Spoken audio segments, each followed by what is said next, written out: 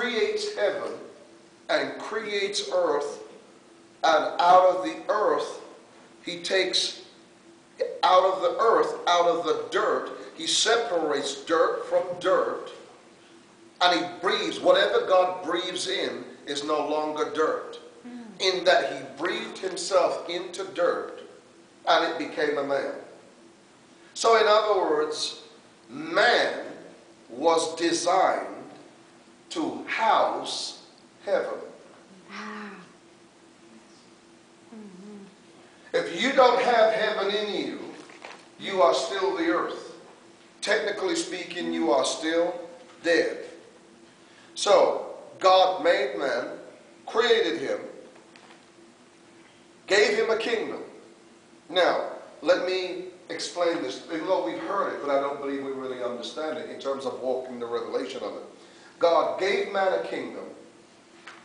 Gave man a kingdom. This is very interesting. He gave man a kingdom. This is where the discrepancy is right now. He gave man a kingdom and then made a covenant.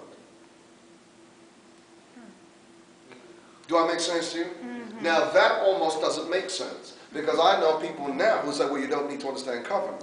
Well, if you do, you better rewrite the Bible. The early church sure understood it. Amen. Now, let me give an example of how every generation misses it and perverts it. Jesus stayed on the earth 40 days after his resurrection. What did he preach? What did the Bible say he preached to the disciples? The kingdom. Isn't it very funny? Yet when you flip the book of Acts, you don't hear any of them preaching it. Not even they caught it. Let me move on. You don't hear they preached the kingdom. They preached Christ. Notice, they preached the king, but they didn't preach the kingdom.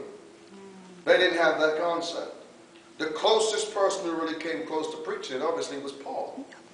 So every generation misses an aspect of the truth. And so now, we come back to the beginning and see this now. God made man, gave him a kingdom, and then gave him a covenant, and made a covenant with him. So in other words, even the kingdom that was given to him was never free.